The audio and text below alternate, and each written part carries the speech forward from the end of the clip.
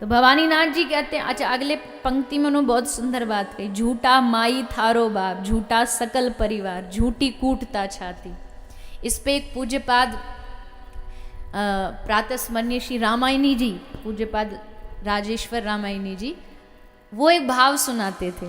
वो कहते एक बार एक आदमी, बाबा जी ऐसे ही प्रवचन करते थे, अब साधुओं के पास जाओगे, कथा प्रवक्ताओं के पास जाओगे, यही कहेंगे दुनिया झूठी है, भगवान सच्चा है।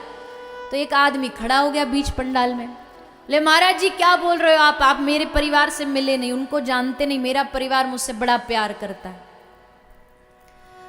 तो ऐसे ही कोई महापुरुष होंगे, उन्होंने थोड़ा योग सिद्धि जानते, तो उन्होंने कहा अच्छा एक काम कर, एक परीक्षा लेके देख, एक ट्राई करके देख तेरा परिवार तुझसे कितना प्रेम करता है। उन्होंने योग सिद्धि सिखा के उसको थोड़ी देर सांस रोकने की विधि सिखा दी।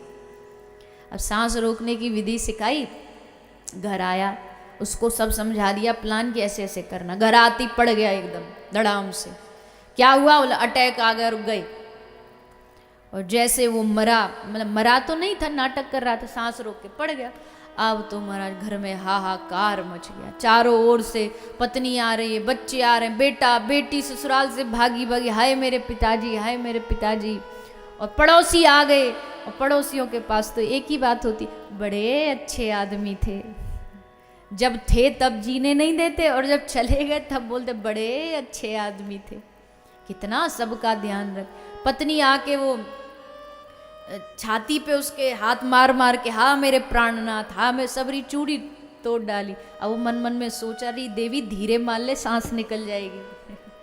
जैसे तैसे रोक के मैं बैठा हूँ कंट्रोल करके, और तुम मारे जा रही है, अब मैं कैसे रहूंगी मेरे प्राण। तो तभी वो महाराज जी की एंट्री हुई, जिन्होंने पूरा प्लान बनाया था। वो आ गए, महाराज जी ने कहा जय सिया राम, जय सिया राम। तो सबका ध्यान गया, बोले क्या हुआ बालक, बोले महाराज जी ये चले गए। महाराज जी अब हम कैसे जिएंगे, परिवार कैसे चले। महाराज जी बोले कोई बात नहीं, हमारे पास सल्यूशन है, उपाय है।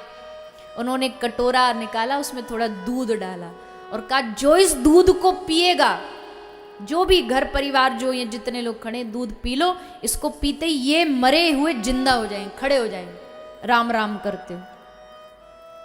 सब बोले हम, हाँ हम पी लेंगे, हम पी लेंगे। बोले पहले पूरी बात सुनो, जो इस कटोरे के दूध को पिएगा ये तो जिंदा हो जाएंगे, पर जो पिएगा उसकी टिकट कट जाएगी। अब बताओ कौन पिएगा। सबसे पहले तो पड़ोसी भागे, बोले इनका घर का मैटर, भाई हम चलते, हमको क्या। सबसे पहले तो वो भागे, पड़ोसियों का काम खत्म। बेटा बेटा बोला अरे महाराज जी अब देखो इनको तो उम्र हो गई थी, जाना तो था ही, आज नहीं तो 2-4 साल बाद तो जाना था, हम तो भैया बालक बच्चे अभी छोटे। पत्नी तो बड़ी चूड़ी तोड़ तोड़ के कह रही थी प्राणनाथ प्राण, बोली अरे कहाँ अभी तो छोटे छोटे पोता पोती है, बहू तो ख्याल करती नहीं, मैं ही रखती उनका ध्यान, तो मुझे तो ध्यान रखना पड़े।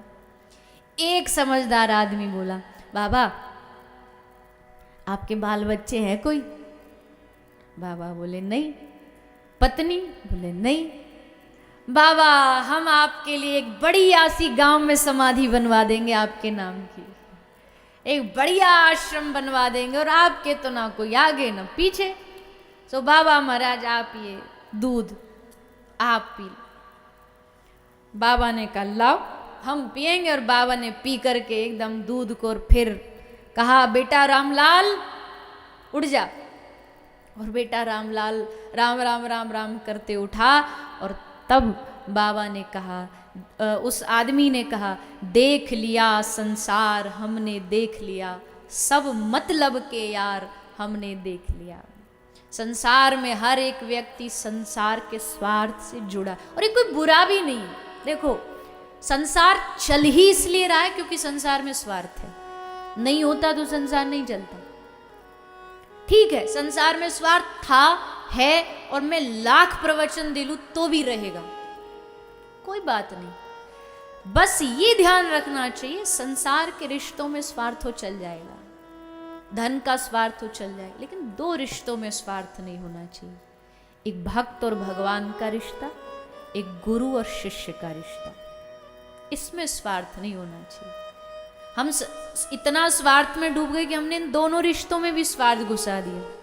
भगवान से स्वार्थ है, मांग रहे हैं, पूरा कर रहे हैं तो ठीक है, नहीं कर रहा अगर भगवान पूरा, तो भैया 33 करोड़ देवी देवता दूसरा चेंज कर लो, कमी तो है नहीं भारत में देवताओं की। ये नहीं सुन रहा, उसके पास चले जा। पर ये भक्ति का सही तरीका नहीं। एक भरोसो एक बल, एक आस विश्वास। तुलसी बाबा कहते एक भरोसा रखो, डुबा दे तो भी उसकी मर्जी। मुझे तैरने दे या बहना सिखा दे, मुझे अपनी रजा में तू रहना सिखा दे। अपनी मर्जी में रहना, उसकी जो मर्जी हो। वो चाहता है, अगर मैं किसी बुरी परिस्थिति में भी हूं तो इसका मतलब वो चाहता है मुझे इस परिस्थिति में देखना। तो मैं क्यों उससे कहूं कि परिस्थिति बदल दे मेरी? तू जाने तुझे अच्छा लग रहा है इस परिस्थिति में,